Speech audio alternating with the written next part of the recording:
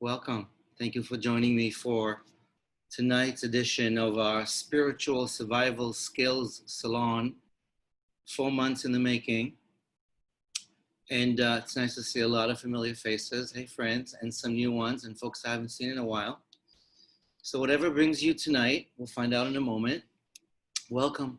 I hope wherever you are, you can sit comfortably. I see some beautiful views and beautiful rooms and beautiful people. So wherever you are, we'll be hanging out here for an hour. There are some enigmatic secrets to release and reveal. All of them very ancient and very helpful, I think, to now. And we started with a weeping song. Nick Cave, 80s, anyone? 90s? Hello.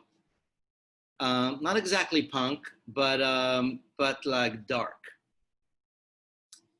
And this brings us to the question of tonight's invitation to engage in the ancient, tribal, Semitic, indigenous custom of devoting a period of time a year to grief, to dark, to death. Not because of personal death and not because a war happened or plague, but a ritual period of grief and mourning. On the one mythic level, the death of a god, but on a deeper level, just the human need to have this ritual place for weeping, which on some levels we've lost in Western, human, modern civilization. But in many different cultures and religious cultures, in some ways it is kept. And maybe this time of year, this year of years, there's some wisdom to the old rituals that we can reclaim. That's the big invite. As we sit here at 7:30-ish in New York City, the sun has not yet set, which means the fast day of the 17th of Tammuz, which is right now, is not yet over. I've been sipping water because it's hot, but at some point around 9 p.m., there's a tofu stir fry waiting for me to break my fast. And I like fasting for all the usual, what are they called now? The intermittent fast, like all the good health, lose weight thing. Yes, yes, yes. And religiously, there's something about this disciplined act of depriving oneself of food to just even observe how we change. So anyone else fasting?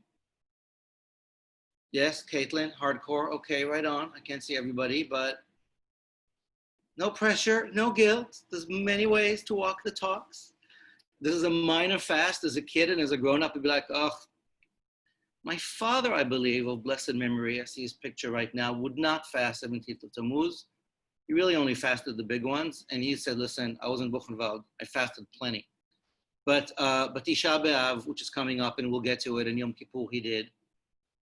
And many of people we know do.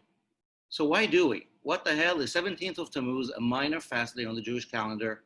We're about to unpack it into its indigenous great-grandmotherly roots and its future. But from whatever you know, I'm collecting data. We're a small enough group. Unmute yourself. What do you know about the 17th of Tammuz? Any data? Bring it on. We're wikiing this, and then we'll deconstruct. So say who you are. And yeah, Caitlin, since you're actually doing it. And I'm like multitasking as moderator too. So thanks for it's all good. So what I know of the 17th of Tammuz is that we're supposed to fast in preparation for the destruction of the temple. But historically and in the Torah, there's mentions of women weeping at the gates and that they were partaking in an annual midsummer ritual of pagan origin. And then that's been co-opted into our mourning rituals that we do in the 3 weeks that lead up to Tisha B'Av. Okay, Caitlin, you're way ahead of the game of like 99% of the world. And yes, and we're going to look at those mysterious pagan elements, because that's what I'm after. Thank you, Caitlin. And where are you in the world? I'm in New Brunswick, Canada, so I'm in Atlantic, Canada. Wait, hello, our friend. So, okay, someone else. 17th of Tammuz, did it, doing it, what do you know about it? Hated it, loved it? Any data? Yeah, Aluma, hey. Hey, actually love this holiday because it gives me the opportunity to really think about things starting to open. And I always think of the breaching of the walls as this great time to be able to open up, break open, and begin to get ready for the big break and then rebuild. And I know that it's also um, the day of the golden calf. Yes. Pause. All right, you're great. All right, you too, like Caitlin, are a star student with a lot of information. So let's gather what you just said. All right, the break in the crack in the wall. What do you know about that? I think it was the beginning of the siege, and the wall just started to crack. The foundations were starting to break right before the actual temple collapsed. And I don't historically know who is doing the siege. I just know about the actual breaking. Excellent, thank you, Aluma. Where are you calling from? Zooming from? Wisconsin. Right on. Thank you for joining us and for bringing this wisdom of what this is about. So already, friends, I love to collect the knowledge in our new technology of our new Talmud. 17th of Tammuz, you've already heard a couple of allusions to what it's about, is one of the minor fast days on the Jewish calendar. It is alluded to already in pretty early writings in the Mishnah and in Ta'anit. So we know it goes back, it's a fast day that goes back a good 2,000 years recorded, and it's sitting on something older that we're going to find out. I'm sure there's more information. Thank you for Caitlin and Aluma to getting us started. I'm going to share with you all in the text box, and if I really get my shit together, I'll even share my screen. One of the texts we're going to look at tonight. Hold on. Damn it.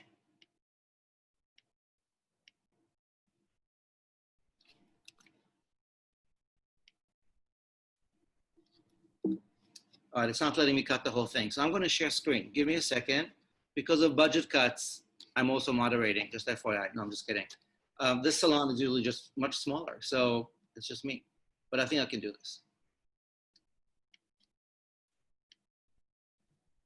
Okay, here we go. Smack in the middle of our screens, my friends, on this Thursday night, as this fast of Shiva Asar Tammuz, the 17th, is bleeding away. Isn't it fun that we're just studying Torah together and like Jew text and mysteries? Yay, welcome yourselves to this opportunity. I'm very excited. So Mishnah, we're in the 3rd century of the Common Era, 1800 years ago. We're about 100 or so years after the destruction of the Temple of Jerusalem, to which Aluma alluded. It's a major catastrophe in our Jewish human and world history, as far as everything we knew was dominion and religion and nation and autonomy. The Mishnah was written by a bunch of folks who were like looking at the crisis and figuring out everything needs to be written down. So the Mishnah is written in the Galilee by Rabbi Judah Hanassi, the president, the head of the Jewish community, who had the wealth and the politics and the wisdom to convene the folks who wrote the Mishnah, collected all the oral writings, the basic teachings, some of it more popular than others. This is Ta'anit, a tractate that is all about days of woe, about what happens when the rains don't come and we need to pray, and general descriptions of when things go wrong. And right there in the middle of chapter 4 is the description of what today is about. There were 5 events that happened to our ancestors on the 17th of Tammuz and 5 on the 9th of Av. We're going to focus on the 17th of Tammuz. On the 17th of Tammuz, the tablets of the law were shattered. Wow, remember that? That's Moses up on the hill, 40 days, comes down with 15 commandments. And then, as Mel Brooks taught us, really it's 10. And the golden calf, meanwhile, is being celebrated by our pagan ancestors who, whatever, I'm sort of on their side, but the calf was destroyed, the tablets were destroyed, and a civil war, a religious war ensued. 3,000 Israelites were killed by Moses and the Levites for worshiping the calf. So that's a moment of religious war, and it's a moment where the Torah is destroyed and this God is destroyed. That happened on this day. So they say. Also, the daily Tamid offering was canceled in the temple. So for hundreds and in some ways thousands of years, the continuous worship of our ancestors was feeding God and constantly creating a vertical line between earth and heaven in the form of smoke or incense from the altar, which is the center of the earth. So Jerusalem and the temple was the place where you keep feeding the force that makes creation happen. It's got to be there. Right? There's a lot of modern electric, nuclear things to it's got to be on. The Tamid was the daily offering paid for by the community. A sheep, it happened twice at sunrise and at sunset. So food for the priest, smells real good, and smoke on the altar every day, right? Those of us who've done soul spa all these days, daily practice, that's how you build character and go in. So we had a daily practice, the Tamid, and it was canceled. This is probably around the situation of the second temple, so a couple of hundred years prior to this moment. But it might even be the first temple, which is a good 1,000 years earlier, and remembered as another phase of this calamity of the loss of the sacred. Then comes what Aluma just taught us. The walls of Jerusalem were breached. So again, first, or likely second temple, when the Romans are sitting on Jerusalem, Jerusalem is under siege for years. A, because of internal fight, but also because that was the Roman technique at the time. And when the first crack in the wall, 3 weeks later, the city is going to fall, that first crack, 17th of Tammuz. Apostamos burnt the Torah. That goes back prior to the Greek time, where another ruler banned religious freedom in this case, not destroy the temple. But the Torah scroll was burnt. Unclear what apostamos was. There's no real, to the best of my knowledge, historization of this event, and placed an idol in the temple instead. A total reversal of the golden calf moment. Thus says the Mishnah. So growing up as a religious kid, on the 17th of Tammuz, today, A, we would fast. B, there would be a special mincha afternoon where you would put on your talit and your tefillin and the whole, the Jew prayer gear. And there would be a special Torah reading about the golden calf. And you would fast, but it wouldn't be a big deal. And you wouldn't fast from the evening before. You would only fast for the day. And that's what we were told. That's why it's historical, it's political, it's about our calamities. And that is the first stop on our journey tonight. The official party line of what Shiva Asar B'Tammuz according to rabbinic classical tradition. Pausing for questions, for clarity, for that makes me think about. The magic words, unmute yourselves. You have something to say or think or. So if my memory serves me correctly, and it's been a long time since I was in college, but. Wait, who's talking? Hold on. Cassandra, sorry. And my dog is trying to crawl up into my face, so I don't have my. Josephus in the history of the Jews talked about a soldier named Apostamos just desecrating the Torah, I think, or a scroll. He talks about this soldier coming into the temple named Apostamos and desecrating something, I think. Okay, go Josephus. If you can dig it up at some point. Yeah, I think. Listen, I did not do sufficient homework on this. I'll say right off the bat, there's a lot of footnotes here. Bring them on. Thank you. All right, so let's continue, friends. Hey, Nachshon. It's a treat to have you with brother. I have a question. Florida. Yeah, hi. My assumption is that the rabbis are not interested in history, they're interested in memory. And when they pile up so many events on one day, I wonder why. I had a few years in medical school, and the doctors who teach us used to say, if there's a lot of treatments of the same disease, it means none of them is really good. And I'm wondering, maybe this is the case of where like, the rabbis are like, that's not enough to have one horrible thing happen. Let's pile it up so everybody can find the event that they relate to. I love it. Nachshon, thank you. No, it goes back to the question of like, does protesteth too much? What's going on here? And again, are we in history? Are we in memory? I think we're in mythology. And mythology doesn't necessarily mean fiction. Mythology means how we tell the stories that bear the values that are going to give our lives meaning. And at some point in our history, this fast day was constructed. I want to share one more piece of construction with you, and then we're going to start deconstructing. So I will share as well. Again, hold on. Okay, I went real deep on scholarship here. Wikipedia, the 3 weeks. Dire Straits, isn't that a great translation? I was going to play Dire Straits, but Nick Cave was way more. But the 3 weeks, Obein HaMetzarim, Metzarim meaning the word for narrow or for straight, but also the word for Mitzrayim, for Egypt. So the sense of the narrow, the chest that can't breathe, the sense of like, oh my God, I'm totally constrained. So there's something about Bein HaMetzarim, between these narrow places, between the narrows, which is what is starting today. For 3 weeks, again, a construction of memory. And I'll just read from, because it's like you go to Google and it's like first is Chabad, and then is like Wikipedia, and then is like My Jewish Learning. And it's just like who's briefest and most. Anyway, the 3 weeks, Obein HaMetzarim, is a period of mourning commemorating the destruction of the first and second Jewish temples. The 3 weeks start on the 17th day of the Jewish month of Tammuz, the fast of Shiva Asar B'Tammuz, and end on 9th day of the Jewish month of Av, the fast of Tisha B'Av, which occurs exactly 3 weeks later. Both of these fasts commemorate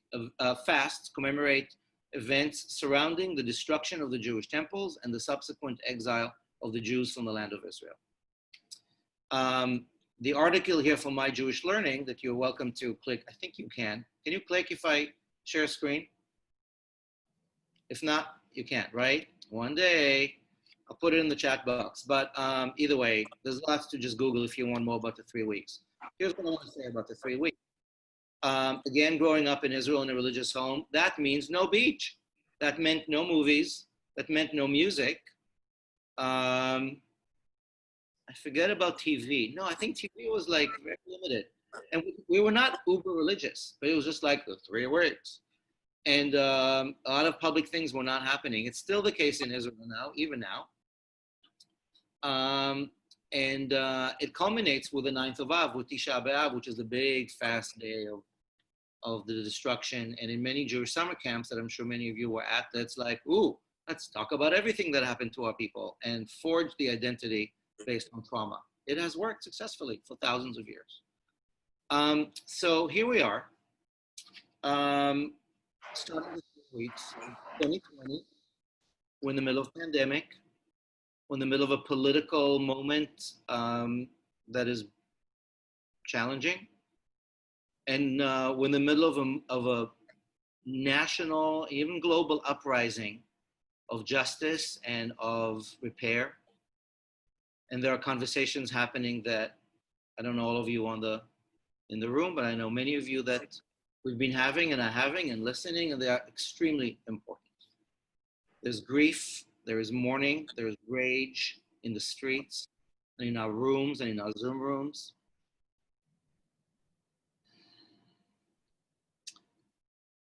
And for me, this year, to think about the temple in Jerusalem and to think about that national Jewish grief feels important. And I recognize this place, and there's plenty to be grieving for in our memory and history. And I'm also going into the metaphor of what does it mean to have these days of grief and mourning for the loss of the sacred, for a paradigm shift, for a great deal of dark loss. And how do you use that as a way to honestly look at the shadows of life that we often prefer not to? And through this ritual individual and collective grief and mourning come out the other side. Because the 3 weeks are then leading into the full moon of Av, Tu B'Av, love moon, and then into Elul, the last month of the year, which is all about return, repair, start rising into the new year. There's a whole process here. But you can't do the work before you look shadow in the eye. Will tell you every therapist and all that. So what are these 3 weeks about for us this year? What can they be? And what is the secret of this Tammuz fast that might give us some more context to it in sort of a larger psychic and mythic mode? That's where I'm going for. So before I go into our next text, and we're gonna go a little deeper into myth now from history. Comment, thought, question, are you following? Am I on a totally hallucinatory fast day rabbit hole? Somebody give me feedback. Question, thought, reaction, something.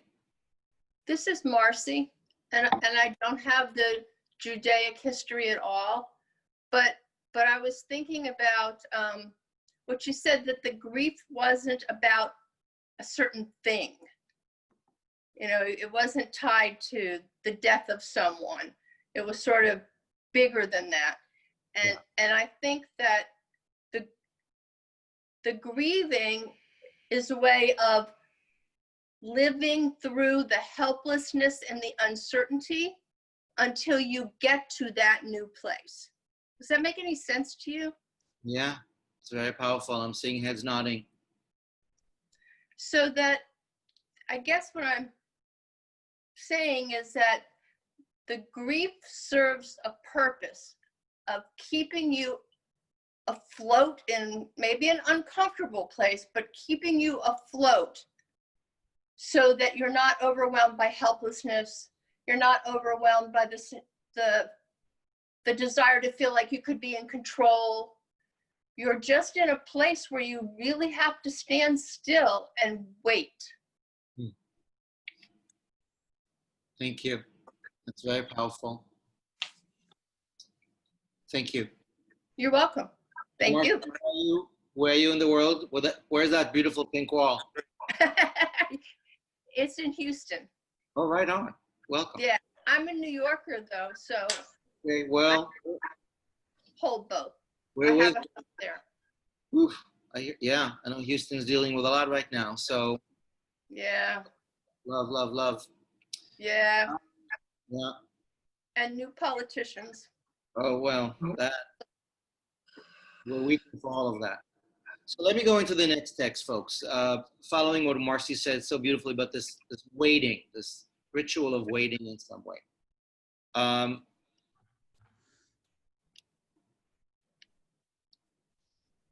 3, Tammuz, the name of this month. Some of you know this, some of you don't, but most of the Hebrew months, in fact, 11 out of the 12 on the Hebrew calendar are not Hebrew names. They're Babylonian names. They're Persian names. They're inherited from the ancient Semitic calendar. Tammuz is one of them. Tammuz is a Jewish calendar month named for a Mesopotamian god. You've got to love the humor of the planet. So here's Tammuz. He shows up only once in the Bible. Welcome to Ezekiel. He is a very trippy prophet, and he has crazy visions. And in this one, he's in Babylon. He's after the exile of the first temple, and he had seen, like, he's one of the exiles on the rivers of Babylon. That's he.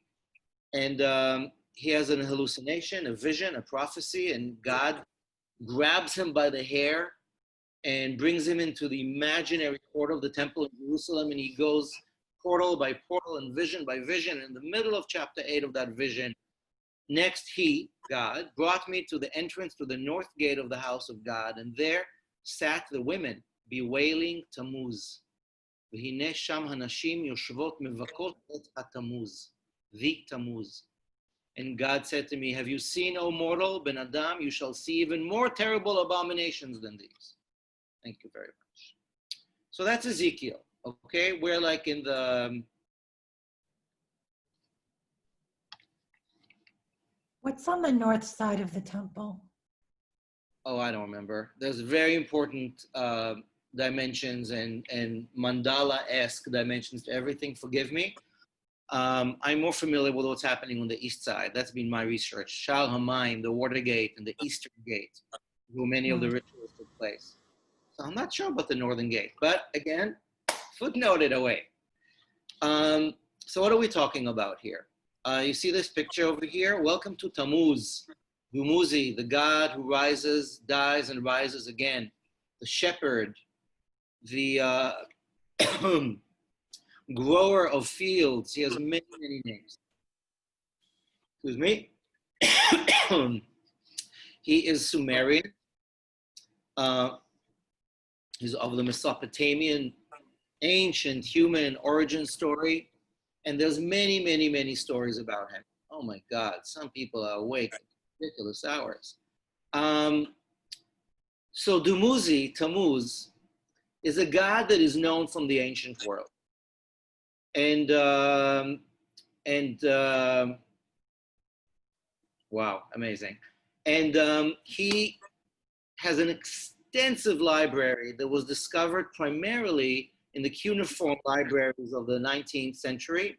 And a lot more stuff was dug up in the 20th century about him from a lot of archaeological digs and decipherings.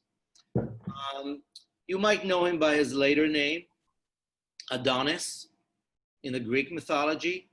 Heard of him? And you might even get many fragments of the stories of the god Tammuz in that interesting god that came to power around the 3rd, 4th century CE, right just when the Mishnah was written, and his name would be Jesus. They share the most important thing in common, Tammuz, Adonis, and Jesus. They die and resurrect. Now, that's a pretty interesting superpower. You know, if you've got, like, if you're going to choose a god in a pantheon of deities, a god who dies and rises is a very interesting choice. Has anyone seen Hades Town on Broadway? Remember Broadway, everybody? Damn it.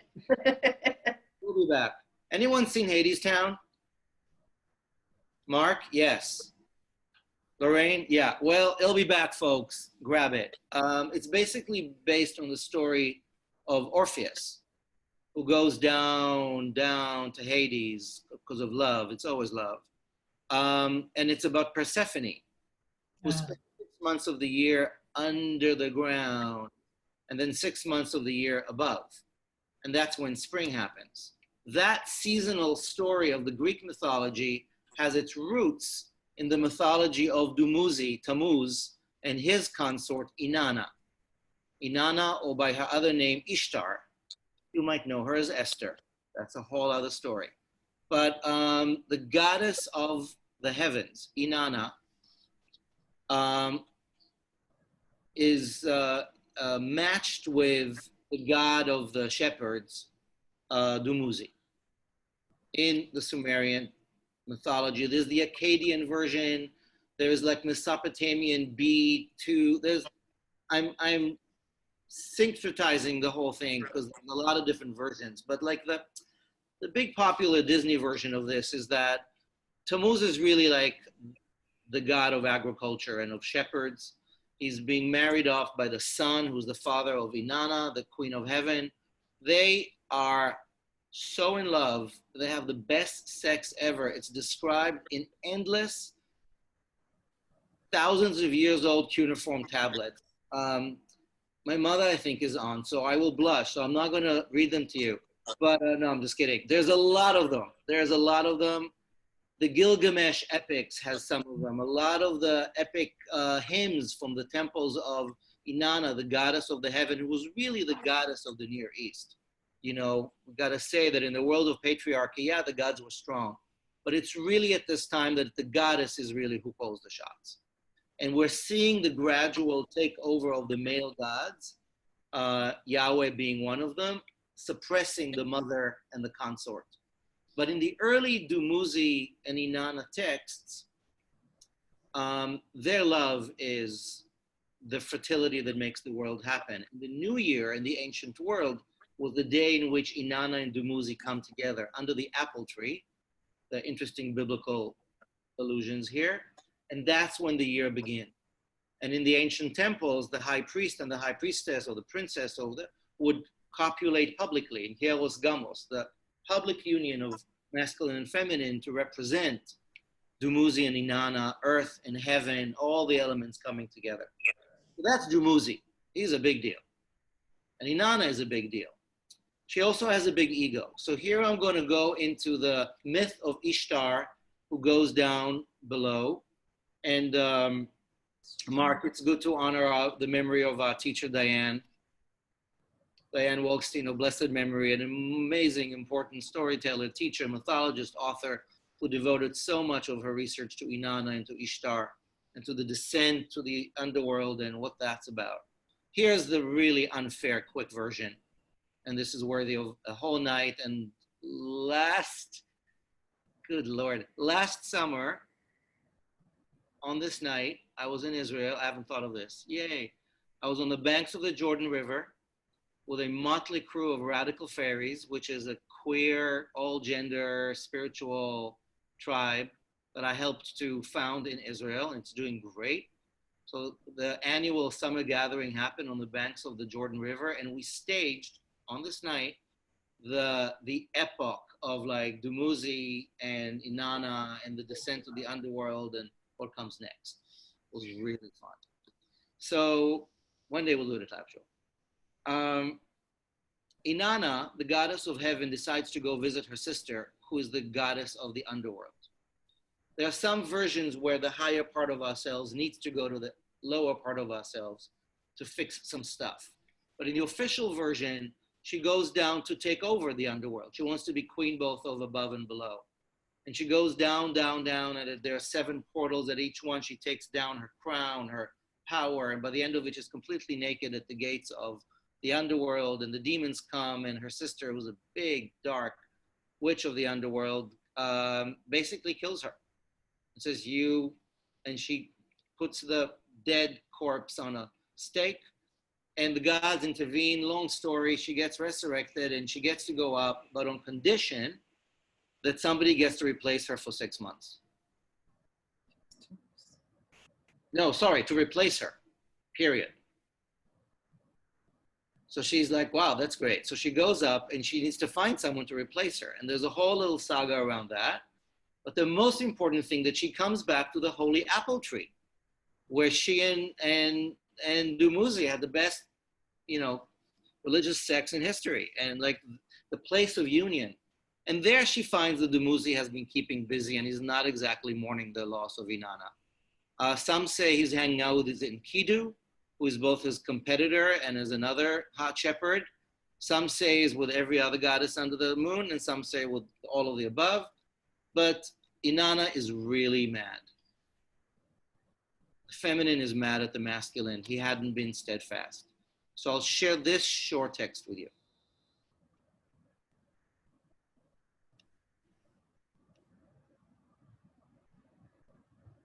This is Inanna and Dumuzi on the good times.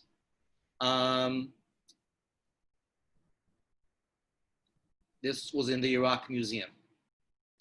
And this goes back around 8,000 years.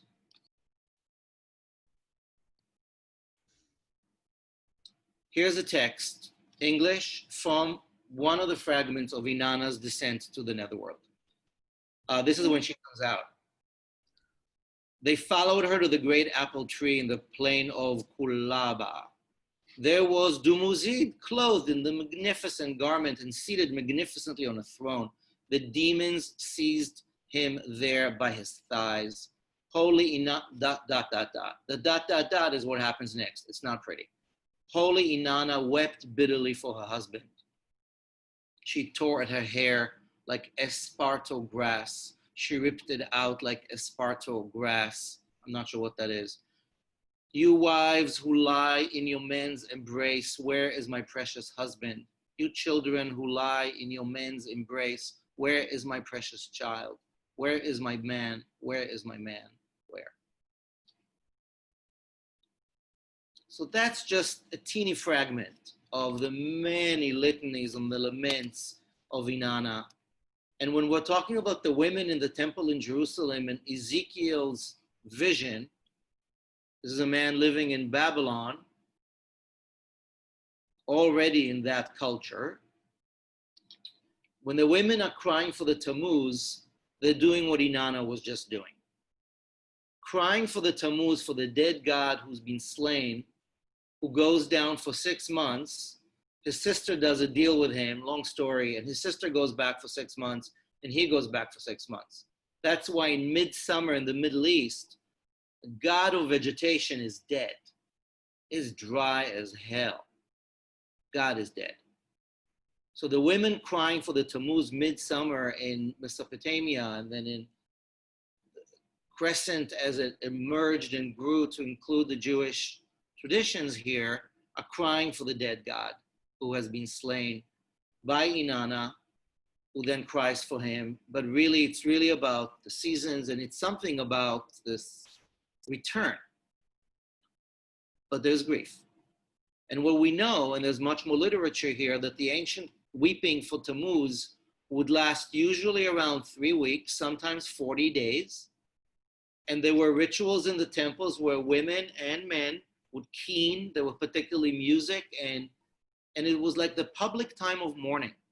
As Marcy said before, it's a grief that's not necessarily about anybody specific. It's not like a national, it's a mythic time for grieving for the dead God who will resurrect in the winter. But for now, he's dead, and it's midsummer, and it sucks.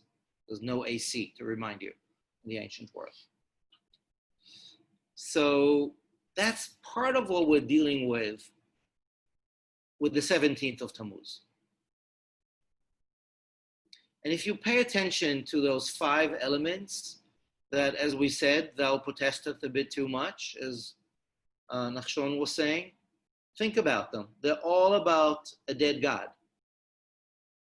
When Moses crashes the 10 Commandments, that's God's finger there. That's our first text. That's the original law, word. There's never been a written piece before that moment in the Torah. Smashed. And when the golden calf is smashed, that's Dumuzi, right there. In whatever incarnation of the bull, the calf, the centaur, the beast, the god, Pan. When the city walls are breached, the city is the city of God. Jerusalem is where the temple is. That first breach, that's a slow motion spotlight on the destruction of the sacred. Perhaps not the God, but the God formation. When the Torah scroll gets burnt and an idol is put instead, that's what we're talking about. So the political, historical memory of what Jerusalem and the temple must have been and the loss of losing it is part of it.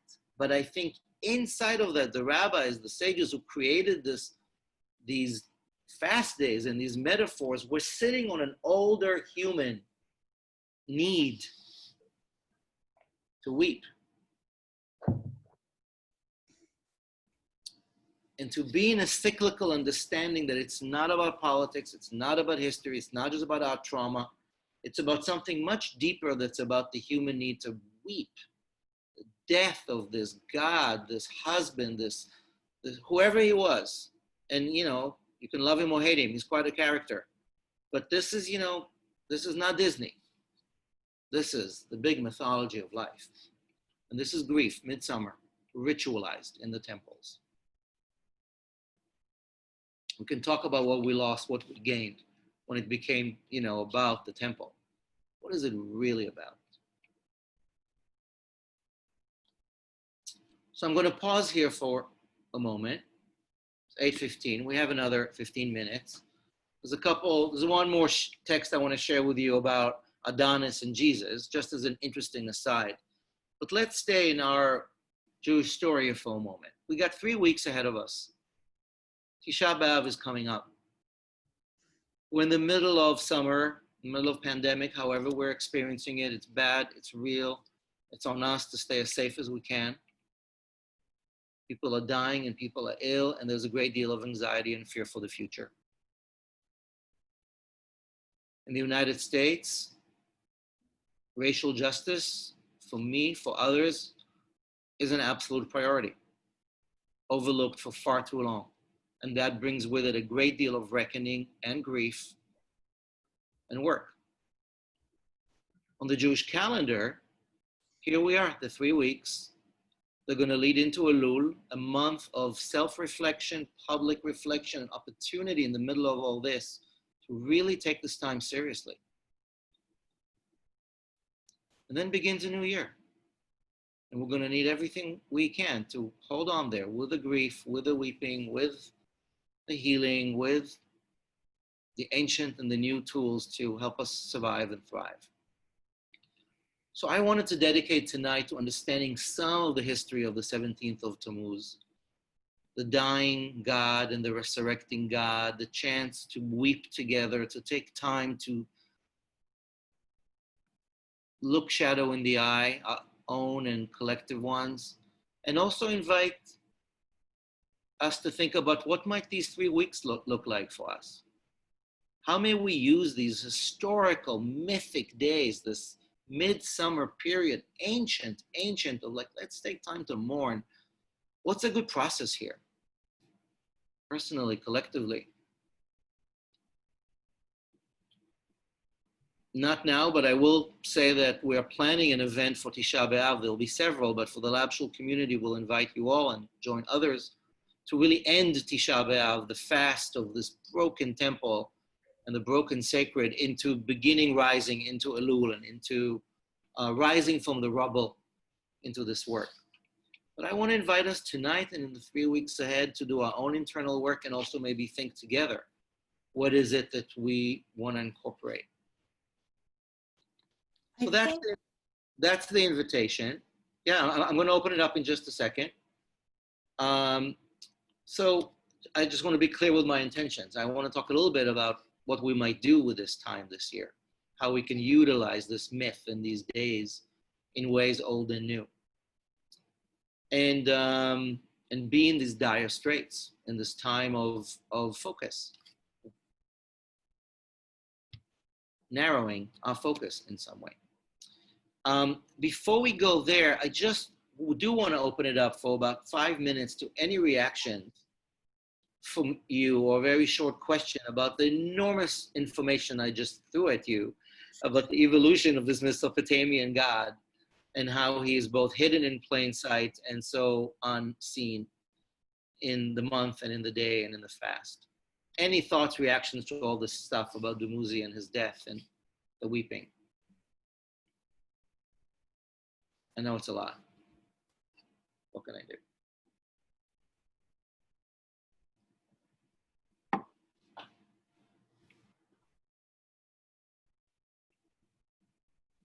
I'm going to assume this is new to most of you. Oh, I had a question. It's all totally new information. This is Hillary. Hi. Hi, Hillary. Thank you for all this. I'm still digesting, but where does the fasting come in? Is the fasting just because that is what is done for such a sacred day, or is the fasting meaning repentance for something, or where does the fasting play into what you were talking about? I guess is my question. Great question. Thank you. As my toe for stir fry is coming closer than ever. Although I might just do watermelon, actually. Fasting is an ancient tradition as well that we know from many traditions. In the Jewish tradition, the next Mishnah after the one we read describes what you're not supposed to do, which includes not eating or drinking, not wearing shoes, not having sex, refraining from pleasure. And there are a few such days throughout the year in the Jewish calendar and in many other traditions as well. So it really goes back. It's an affliction in some way, and you can say that it's about repentance in a way to just kind of, again, narrow your focus a little bit about what matters in some way. There are certainly a lot of ascetic different traditions about it and self-mortification. I find it in some way a practice of discipline, like a meditation. and the practice of really like bringing yourself to essence so you can focus on some of the stuff you don't usually. At least that's how I go about it.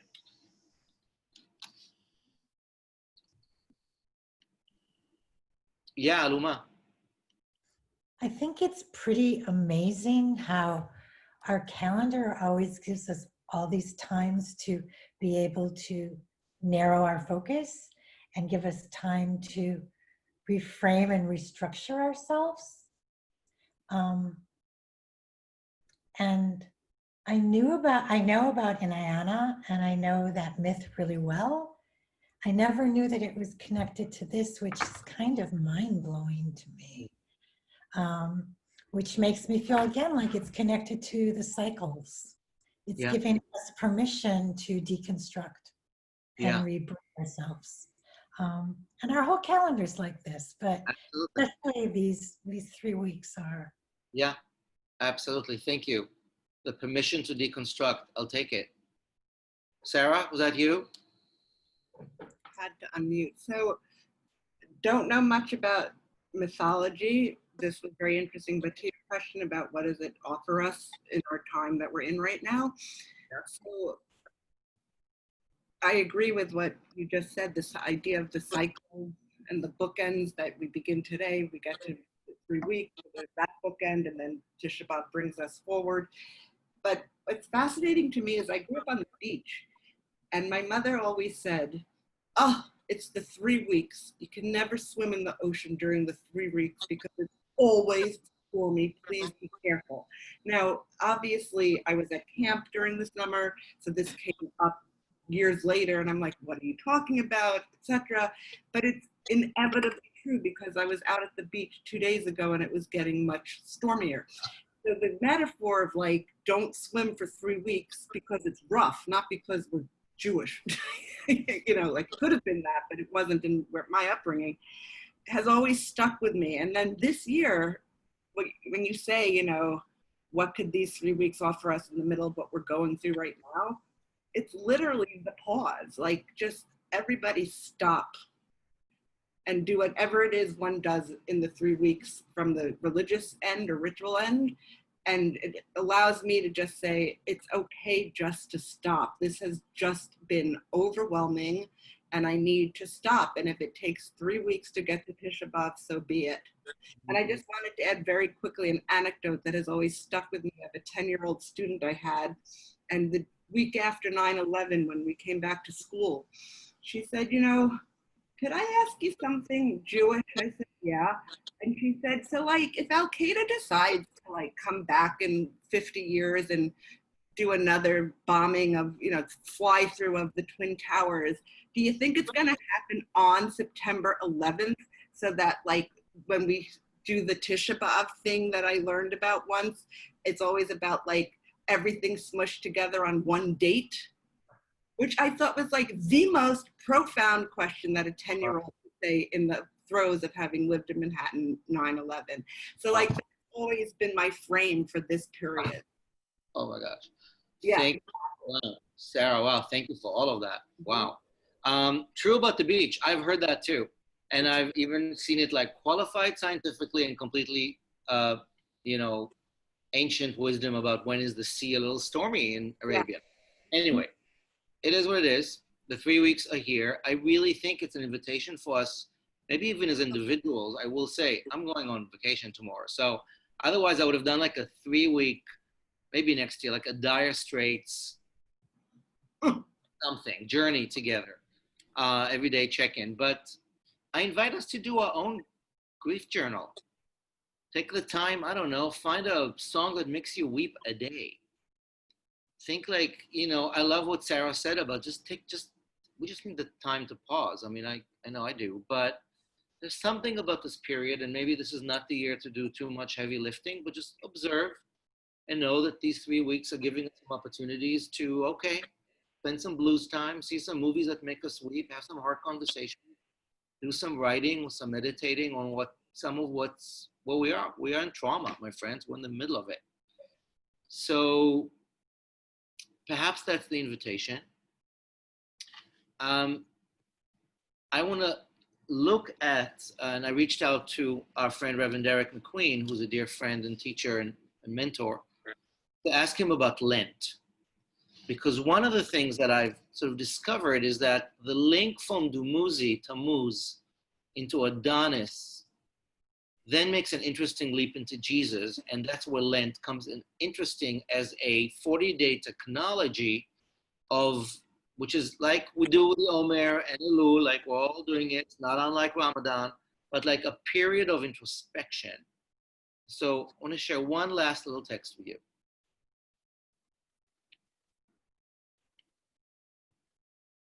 Adonis Jesus.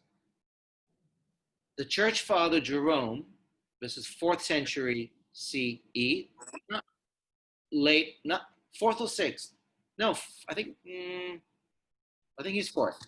Pretty early, Jerome, who translates much of the Bible at some point, records in a letter dated to the year, I was right, sorry, 395 AD. Bethlehem, belonging now to us, in other words, the early Christians, was overshadowed by a grove of Tammuz. That is to say, Adonis. A grove meaning that's where worship happened. And in the cave where once the infant Christ cried, the lover of Venus, Venus is another name for Inanna, was lamented. So in Bethlehem, there was a cave where Tammuz, according to the tradition, was lamented, and that's where Inanna, Venus, cried for him. This same cave later became the site of the Church of the Nativity. What? No. So Tammuz, in some interesting way, and I checked with some of my Christian mythology friends, it was like, not terribly known, but lots of interesting histories, becomes the place where Jesus was born, that same cave. There's a little Hanukkah link there with the god Shamash, who's maybe a version of Tammuz. We're going to leave that for December. But the 40 days of Lent leading into Easter is when Jesus dies and resurrects. The crucifixion leads to the resurrection. And the mythic power of that story, the significance, and some of us on the call I know are from the Christian faith or have grown up in the Christian faith. And I did not, but have learned to appreciate so much of the ritual and the mythology that sustains the human spirit in so many ways. The 40 days of Lent that lead to the death of God and the resurrection of God, many scholars say, are basically a knockoff of the 40 days of Tammuz that were just moved in the season towards another part of the year. And there's reasons for that, etc. The wisdom of Lent, just the wisdom of Elul and the wisdom of the Omer, is to give us a process by which we reach somewhere. And in our case, I think the 3 weeks lead to a place of a death, the destruction, the temple, and a resurrection. According to Jewish tradition, the Messiah is born on the afternoon of Tisha B'Av. Now, I personally am not waiting for her to show up. I think that myth needs to be updated. But the notion of the messianic consciousness, of the transformation that grief gives us to get into the next cycle of hope, seems to me critical. I'm excited about the scaffolding this year. So as it is 8:29, and we're going to end in just a couple of minutes to respect all of our times, I'm going to end and then I'll just open it up for those of you who want to stay after for a couple of moments of questions or thought.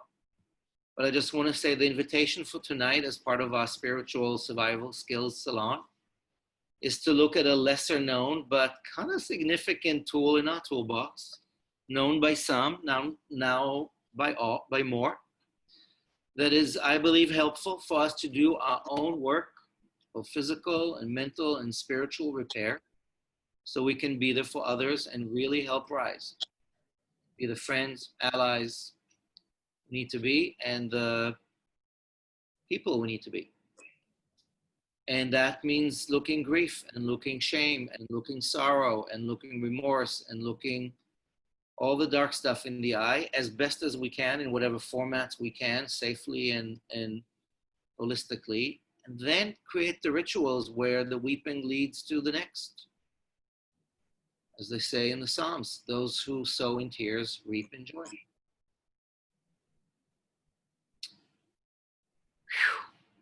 So now we say goodbye to the 17th of Tammuz with gratitude to this ancient day that still lives. Thank you, the Tammuz, the god. Oh, Dumuzi, we honor you yet. We enter these 3 weeks. I look forward to meeting you at some point during these 3 weeks at Soul Spas and Shabbat and other moments. I invite us to go on our own journey of these 3 weeks. We will definitely invite you to meet us again on Tisha B'Av and others. And then we'll do the rest of the year. As Aluma said, it's a cycle. And this year it really feels right to hold on to the old technology so we can build a new world.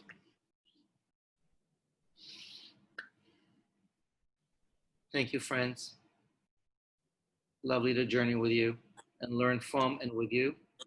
I'm going to officially end the recording, but I'm going to ask those of you who want to stay on and chat to do so. Have a good night. Those of you who are fasting, break with joy. May these be easy days. May there be healing and justice, serenity, and may the weeping be held with all the love in the world. Laila Tov. Thank you.